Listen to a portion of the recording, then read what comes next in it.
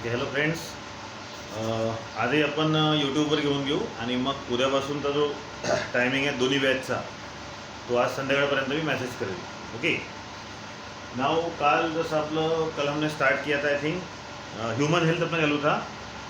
So we get the new topic that is commercial application of biotechnology और उसमें topic चालू था अपना ह्यूमन हेल्थ. ओके. तो ह्यूमन हेल्थ में अब तक क्या हो चुका है, तो ह्यूमन हेल्थ में फर्स्ट था वैक्सीन एंड वैक्सीनेशन जो हमने ऑनलाइन लिया. उसके बाद edible vaccine, how the edible vaccines are form, ये कल के यूट्यूब वीडियो में लिया था. दैट इज ट्रांसजेनिक पोटैटो का एग्जाम्पल. नेक्स्ट था treatment using various types of hormone like insulin, somatotropin and blood clotting factor 8. उसके बाद interferon that is a small size protein group, it is used to treat the various viral diseases. And उसके बाद फिर gene therapy था, phenylketonuria का example. And next is the cloning. तो cloning कल हमने लिखा था लेकिन उसके दो टॉपिक थे और उतना टाइम अपने पास नहीं था. और today's topic is the cloning which is regarding to the human health. अब क्लोनिंग आपको पता है, जैसे क्लोन. ओके. क्लोन मतलब क्या, तो एग्जैक्ट जेरोक्स कॉपी, जिसको रिप्लिका भी कहा जाता है. Yes, replica. तो आप ये रिप्लिका या एग्जैक्ट जेरोक्स कॉपी बना सकते हो, चाहे किसी भी सेल, टिश्यू, ऑर्गन या होल ऑर्गेनिज्म. कोई भी प्लांट हो, एनिमल हो, माइक्रोब हो या फिर ह्यूमन. इवन ह्यूमन का भी हम क्लोन आज बना सकते हैं using biotechnology. And that process to make the clone of any living thing is simply called as cloning. So we can define production of replica. Replica मतलब जिसका भी क्लोन बनाना है उसकी एग्जैक्ट जेरोक्स कॉपी.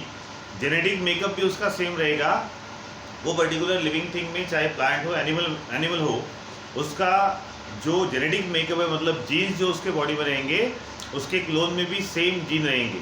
अपीयरेंस भी same होगा, facial expression या character भी सेम होते हैं. सो इस तरीके से एग्जैक्ट जेरोक्स कॉपी, जिसको हम बोलते हैं रिप्लिका. तो production of replica of any cell और ऑर्गन और may be entire organism is simply called as cloning. अब जो क्लोनिंग की टेक्निक यूज़ कर रहे हैं हम, अगेन जाहिर है कमर्शियल एप्लीकेशन ऑफ बायोटेक्नोलॉजी है, तो यहाँ पे भी हमको बायोटेक्नोलॉजी का यूज़ करना है, that is molecular level gene के साथ लेकर. Now cloning is of two type. दो टाइप की क्लोनिंग पाई जाती है जनरली, जो हमको 10th में दी है. First is the reproductive cloning and second is the therapeutic cloning.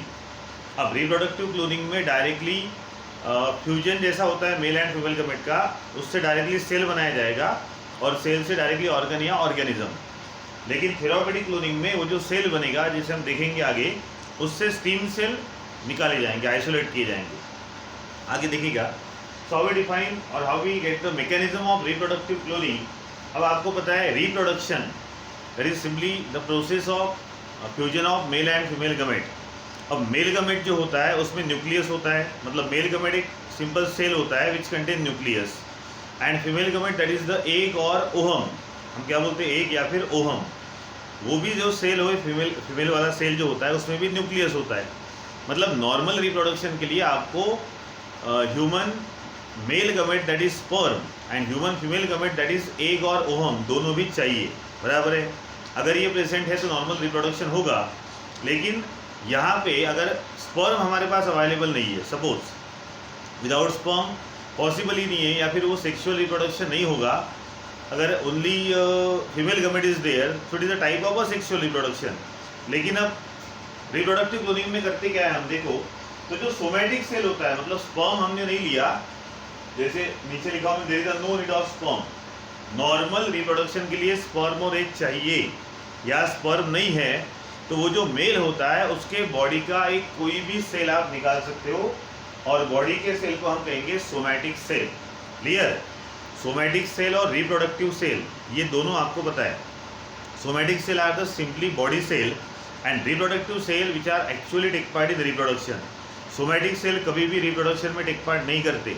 तो यहाँ करना क्या है, तो यहाँ हमको सोमैटिक सेल लेना है बॉडी का, लेकिन वो सोमैटिक सेल का न्यूक्लियस लेना है. अब जैसे डायग्राम अगर आप देखो तो सोमैटिक सेल है और वहाँ से मैंने उसका न्यूक्लियस सेपरेट किया. क्लियर. अब रहा सवाल, एक तो हमको मिल गया, अब दूसरा होता है एग या फिर ओहम. अब एक का जो सेल होता है, लाइक देखो एक का सेल उसका न्यूक्लियस, तो उसमें से न्यूक्लियस रिमूव कर देना है.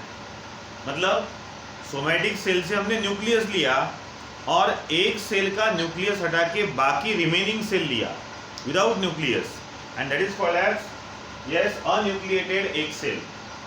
मतलब अन्यूक्लिएटेड मतलब वो सेल आएगा, उसका साइटोप्लाज्म रहेगा लेकिन एक सेल का न्यूक्लियस नहीं रहेगा, और ये ऐसे अन्यूक्लिएटेड एग सेल में हमको सोमैटिक सेल का न्यूक्लियस मिक्स करना है या फिर डाल देना है। तो डायग्राम में हम देख सकते हैं सोमैटिक सेल से मैंने न्यूक्लियस निकाला, प्लस ये जो एक सेल था उसमें से न्यूक्लियस हटा दिया, और जो बचा हुआ पार्ट था जो व्हाइट कलर में दिख रहा है आपको, वो मतलब अन्यूक्लिएटेड एक cell and nucleus of somatic cell get fix, उनका फ्यूजन करना है, उनका यूनियन करना है। तो जो आपको नया सेल मिलेगा that is the clone cell. अब देखो व्हाइट कलर मैंने आउटर बाउंड्री निकाला क्योंकि व्हाइट सेल हमने एक को लिया था, और जनरली दूसरे कलर का जो यहाँ पे न्यूक्लियस है जो यहाँ दिख रहा है वो इसके अंदर चला गया, और ये सेल लाइव है, ये it is a live cell, हाँ सेल जीवंत है, and now it is called as clone cell. अब ये क्लोन सेल तो आपको मिल गया, तो ये एक सेल से आप डिफरेंट ऑर्गन, टिश्यू या एंटायर ऑर्गेनिज्म भी बना सकते हो। So in this way reproductive cloning का मैकेनिज्म होता है। In reproductive cloning nucleus of somatic cell is fused with unnucleated egg cell to form a new type of clone cell. There is no need of sperm here, so in absence of sperm also using somatic cell nucleus we can carry out the reproductive cloning. तो आगे लिखा हूँ there is no need of sperm, अगर sperm available नहीं है, male gamete नहीं है, फिर भी हम इंटायर ऑर्गेनिज्म बना सकते हैं। तो इस तरीके से ये क्लोन सेल मिला। अब चाहे आप ये सेल से ऑर्गन बनाओ या इंटायर ऑर्गेनिज्म बनाओ। अब थोड़ा सा आगे मैं डिटेल में ले रहा हूँ। अब ये जो सेल या इससे जो भी ऑर्गेनिज्म या टिश्यू मिलेगा उसमें कैरेक्टरिस्टिक किसके आएंगे, तो उसमें कैरेक्टरिस्टिक दोनों के आएंगे। हाँ जाहिर है हमने सोमैटिक सेल का न्यूक्लियस लिया, लेकिन बाकी साइटोप्लाज्म या आउटर जो कवरिंग था सेल का वो भी एक का था। मतलब जैसे नॉर्मली रिप्रोडक्शन होने के बाद जो न्यू ऑफस्प्रिंग बनता है, that new offspring contain the characters of both male as well as female, लेकिन यहाँ पे सिर्फ मेल का न्यूक्लियस है। तो ऐसा बोला जाता है, ये आपको एग्जाम में नहीं है लेकिन मैं थोड़ा डिटेल ले रहा हूँ, कि nucleus is isolated from the somatic cell of male suppose, तो जो सोमैटिक सेल रहेगा उसके कैरेक्टरिस्टिक ज़्यादा रहेंगे, लेकिन जो एक सेल होता है उसके भी कैरेक्टरिस्टिक यहाँ पे आते हैं। Clear? But some more character shows in that offspring is from the yes somatic cell. अब थेरापेटिक क्लोनिंग में क्या होता है, थेरेपी से वर्ड आया थेरापेटिक, तो यहाँ पे स्टीम सेल का रेफरेंस लेना है।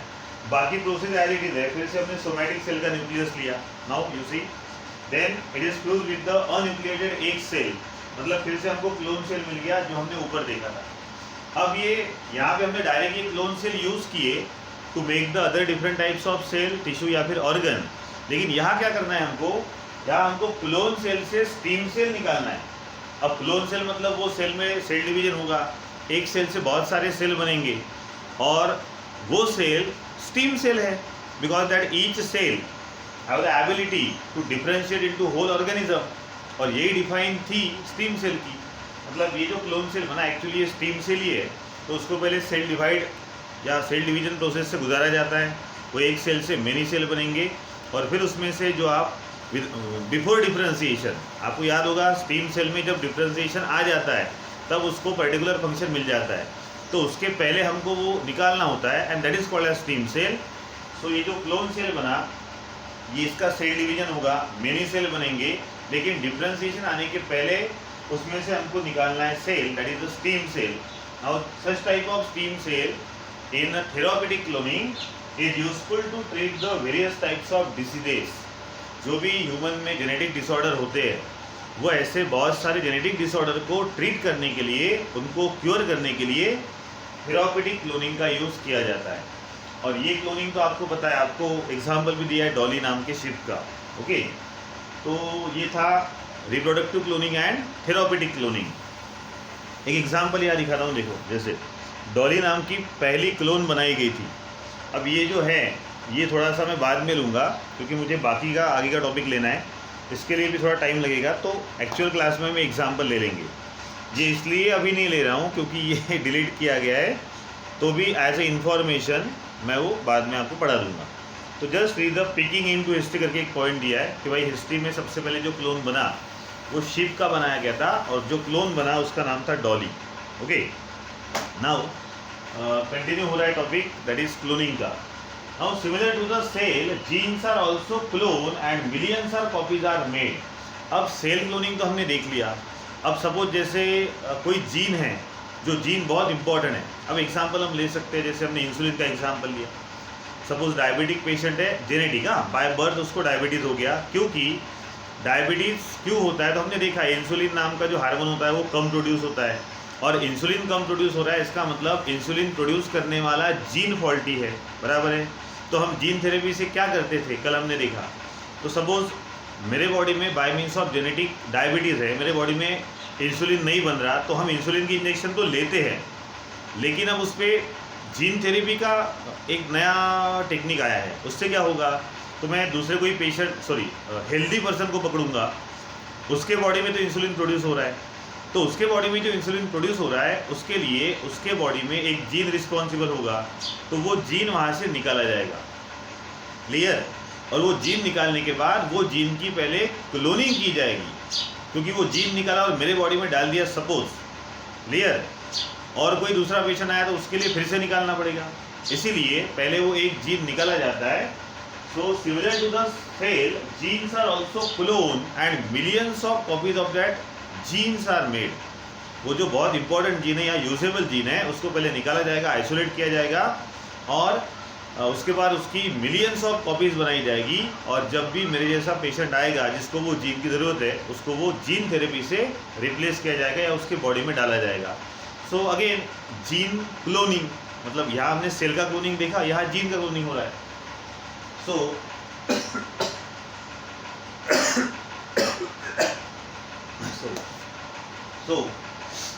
जो मिलियंस ऑफ कॉपीज बनी, अब उसका क्या होगा आगे, that copies are use in the gene therapy and other purpose. तो ये जो जीन हम दूसरे एक हेल्दी पर्सन से निकाल के पेशेंट में डालते हैं, यही एक मेन टेक्निक होती है जीन थेरेपी. वो जितनी भी कॉपीज बनी, that all copies of gene simply use for the gene therapy and other some medical purposes. Disease के बारे में कुछ और बहुत सी हमने इसके पहले एग्जाम्पल लिए थे, वहाँ पे भी आप ये जीन यूज़ कर सकते हो. ठीक है. नाउ अब ये जैसे सेल क्लोनिंग था, it is the gene cloning. लेकिन कॉमन क्लोनिंग के भी बहुत सारे एप्लीकेशन हैं, बहुत सारे यूज है, तो वो कुछ आपको दिए 1, 2, 3 के फॉर्म में. तो other uses of cloning are. अब क्लोनिंग के और कौन कौन से यूजेस है, तो first, cloning is use to controlling the inheritance of various diseases.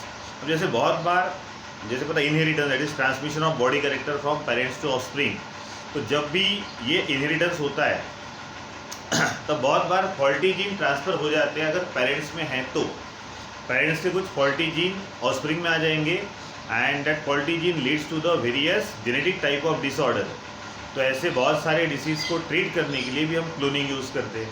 ये तो देखा है ना, stem cell, such type of stem cell are useful to treat the various types of genetic disorder. That is the first point. अगर कोई genetic disorder inherit हुआ है offspring में, और वो अगर जेनेटिक है मतलब बाय बर्थ है, जिस पे आप नॉर्मल कोई क्योर नहीं होता, नॉन क्यूरेबल होता है, तो ऐसे इनहेरिटेड डिसीज़ को ट्रीट करने के लिए हम क्लोनिंग का यूज़ करते हैं. Next, cloning is also use to continuation of generation. अब बहुत बार, अब जनरेशन कंटिन्यू मतलब क्या, अब ये पॉइंट देख लो. सपोज मेल और फीमेल गमेट का फ्यूजन होके नॉर्मल ऑफस्प्रिंग बनेगा, लेकिन वो जो मेल है उसमें जो स्पर्म प्रोड्यूस हो रहा है, that sperm do not have the ability to fuse with the egg. बहुत बार क्या होता है कि स्पर्म वीक बनते हैं. अब वीक स्पर्म बनने की वजह से, या फिर स्पर्म के अंदर जो न्यूक्लियस होता है, वो न्यूक्लियस में कुछ थोड़ी सी जेनेटिक गड़बड़ी हो जाती है, जिसके वजह से प्रॉपर तरीके से मेल और फीमेल गमेट का फ्यूजन नहीं होगा. तो ऐसे टाइम में भी क्लोनिंग हमने देखा. अब यार स्पर्म तो हमने लिया नहीं था ना, ठीक है ना. वो जो मेल है उसका स्पर्म वीक है या फिर फॉल्टी है, तो उसके बॉडी का सोमैटिक सेल हम यूज़ कर सकते हैं इन क्लोनिंग. तो इस तरीके से जिनको ऑफस्प्रिंग नहीं हो रहे, मतलब उनका जनरेशन कंटिन्यू नहीं हो रहा है, तो ऐसे बहुत सारे केसेस में वो पर्टिकुलर फैमिली में जनरेशन कंटिन्यू करने के लिए भी क्लोनिंग यूज़ की जाती है. That is the second part. Cloning is used to continuation of generation in various families in which some fertility is there. अब उसको फर्टाइल बोलते हैं हम, sorry infertile, infertility is there. अब वो मेल का जो स्पर्म है उतना एबल नहीं है, सो मेल कैसा हो गया, इनफर्टाइल. और इसके अलावा अगर फीमेल इनफर्टाइल है तो हमने जाइगोट, इंट्रा, जिप्ट और गिफ्ट मैंने बताया था। जिप्ट मतलब जाइगोट इंट्रा फेलोपियन ट्रांसफ़र और गिफ्ट मतलब गमेट इंट्रा फेलोपियन ट्रांसफ़र। तो ये जिप्ट और गिफ्ट हम थर्ड चैप्टर में पढ़ेंगे, सेकंड, जो रिप्रोडक्शन इन एनिमल हमको दिया है चैप्टर, जो हमने लिया नहीं, उसमें ये दोनों टेक्निक मैं आपको पढ़ाऊँगा। तो वो भी आज बायोटेक्नोलॉजी का वन ऑफ द यूज़ है। And last, biotechnology is also use to enhancing the particular character in any living thing. ये तो हमने प्लांट में भी देखा, एनिमल में भी या ह्यूमन में भी हम ये कर सकते हैं कि एक पर्टिकुलर ह्यूमन में या प्लांट में आपको डिज़ायर्ड कैरेक्टरिस्टिक चाहिए। एनहेंस मतलब लाना, मतलब जैसे कोई फ्रूट वाला प्लांट है, अब वो फ्रूट समझो बहुत अच्छे स्वीट प्रोड्यूस कर रहा है, लेकिन संतरे का, ऑरेंज का प्लांट ले लो, one that particular plant of orange gives only 50 number of fruits but all that fruits are sweet. तो हमको नंबर बढ़ाना है, तो वो जो पर्टिकुलर प्लांट है उसमें 50 नंबर के जो फ्रूट आ रहे हैं उसके लिए कोई ना कोई जीन रिस्पॉन्सिबल होगा। तो वो जीन में हम मॉडिफिकेशन कर सकते हैं, या फिर जो दूसरा प्लांट है जो large number of fruit produce कर रहा है उसके साथ उसका क्लोनिंग कर सकते हैं, क्रॉसिंग कर सकते हैं, so that particular large number of fruit production character is enhance in that plant. मतलब वो बहुत सारे नंबर में फ्रूट प्रोड्यूस करने वाला जो प्लांट है या फिर कैरेक्टर है वो प्लांट में आ जाएगा।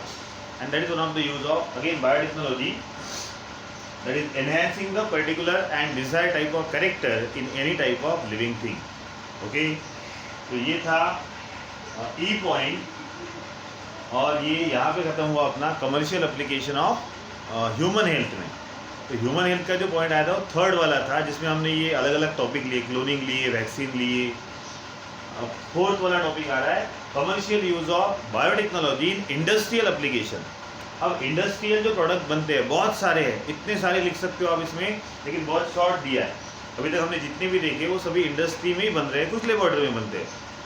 तो यहाँ पे हमको एक शॉर्ट टॉपिक दिया है commercial use of biotechnology in industrial product. Now see, various industrial products are made through the less expensive process. ऐसा नहीं है कि आज इंडस्ट्रीज नहीं है या फिर इसके पहले नहीं थी, लेकिन वो इंडस्ट्री में जो प्रोडक्ट बन रहे थे, वेरियस प्रोडक्ट, या अल्कोहल, इथिल अल्कोहल का एग्जांपल दिया है, ये सभी जो प्रोडक्ट बनते थे इसकी जो कॉस्ट थी, उसको बनाने में जो पैसा लगता था वो बहुत ज़्यादा था। अब हमने क्या किया, तो लेस एक्सपेंसिव वे, वो सेम प्रोडक्ट आपको मिलेगा, उतने ही अमाउंट में मिलेगा, लेकिन बहुत कम खर्चे में। तो ऐसे आज नए नए प्रोडक्ट या पुराने प्रोडक्ट है, लेकिन उसको लेस एक्सपेंसिव मेथड से बनाने के लिए हमने बायोटेक्नोलॉजी का यूज़ शुरू कर दिया है। One of the example is there, alcohol production from molasses using transgenic yeast. अब पहले हम देखेंगे मोलासेस क्या है, तो हमने ये ऑलरेडी देख चुके हैं। फर्मेंटेशन प्रोसेस होती है, जो गन्ना होता है अपना शुगर, वो गन्ने को पहले भेजा जाता है शुगर फैक्ट्री। अब शुगर फैक्ट्री में वो गन्ने से पूरा जूस एक्सट्रैक्ट कर लिया जाएगा, और and that sugar cane juice से बनेगी शक्कर, दैट इज शुगर। अब वो जो बचा है उसका, मतलब शुगर एक्सट्रैक्ट करने के बाद जो रिमेनिंग रेसिड्यू बचता है शुगर केन का, that is called as molasses. अब शुगर तो एक्सट्रैक्ट कर ली हमने, लेकिन उसमें और भी थोड़ी बहुत शुगर होती है लैक्टोज के फॉर्म में, और वो जो रेसिड्यू या unwanted part of sugar cane है जिसको मोलासेस कहा जाता है, it is use to produce alcohol, that is ethyl alcohol. तो अब जैसे समझो मेरे पास 10 टन मोलासेस है। अब 10 टन मोलासेस के लिए मुझे suppose 100 kilo 100 kg of east लग रहा है। वो ईस्ट क्या करेगा, तो ये मोलासेस का फर्मेंटेशन करेगा, एंड देन एक particular amount of ethyl alcohol produce हो रहा है। अब वो 100 kg का ईस्ट जितने का हो रहा है, एक पर्टिकुलर उसका कॉस्ट होगा, पैसे होंगे। लेकिन मैंने क्या किया, तो बायोटेक्नोलॉजी का यूज़ करके अब ईस्ट नॉर्मल यूज़ नहीं किया, तो ट्रांसजेनिक ईस्ट मतलब ये ईस्ट में जो जीन था which carry out the fermentation, उसमें हमने मॉडिफिकेशन किया, ताकि कितना 10 टन जो मोलासेस था उसको अगर 100 kg ऑफ नॉर्मल ईस्ट लग रहा है, तो उसी 10 टन ऑफ ईस्ट को 10 टन ऑफ मोलासेस को टोटल फर्मेंटेशन करने के लिए अब सिर्फ 25 kilo 25 kg of east sufficient है। मतलब पहले हमने उतने मोलासेस को फर्मेंट करने के लिए 100 kg ऑफ ईस्ट यूज़ किया, जिसका कॉस्ट एक पर्टिकुलर होगा। अब 100 kg की जगह हम 25 kg ही यूज़ कर रहे हैं, क्योंकि ये जो 25 kg ईस्ट है ये ट्रांसजेनिक है, ये मॉडिफिकेशन किया हुआ है जो 100 kg का काम कर ले रहा है। मतलब कम से कम 75% जो मेरा कॉस्ट था टू वे द ईस्ट वो बच गया। तो इस तरीके से बहुत सारी इंडस्ट्रियल प्रोसेस है जहाँ पे अगर लिविंग थिंग यूज़ हो रहा है, कोई बैक्टीरिया यूज़ हो रहा है, तो वो बैक्टीरिया लाइक ईस्ट को हम मॉडिफाई कर सकते हैं, उसको ट्रांसजेनिक फॉर्म में बना सकते हैं, सो दैट द कॉस्ट जो प्रोडक्शन के लिए कॉस्ट लगेगी वो कम रहेगी। So that is one of the example of industrial product and use of biotechnology in industrial application. उसके बाद फिर सीखता है एनवायरनमेंट एंड बायोटेक्नोलॉजी, बहुत इंपॉर्टेंट टॉपिक है जिसमें बहुत सारे जैसे सीवेज ट्रीटमेंट प्लांट आएगा, बायो रिमेडिएशन है, बायो सेंसर होता है, बायो पेस्टिसाइड है, बायो फर्टिलाइजर है, बहुत सारे इसमें, इसीलिए ये हम सेपरेट टॉपिक लेंगे कल। तो जैसे आज मैं आपको मैसेज भेज दूंगा, अगर ऑनलाइन है तो ऑनलाइन होगा या फिर यूट्यूब चलेगा, ठीक है। थोड़ा टाइमिंग का एडजस्टमेंट अभी चालू है इसीलिए। That is about the today's topic. कोई डिफिकल्टी है तो आप मैसेज करो, नेक्स्ट वीडियो में या ऑनलाइन क्लास में हम लेंगे use of biotechnology in environment and environmental application. Okay, thanks.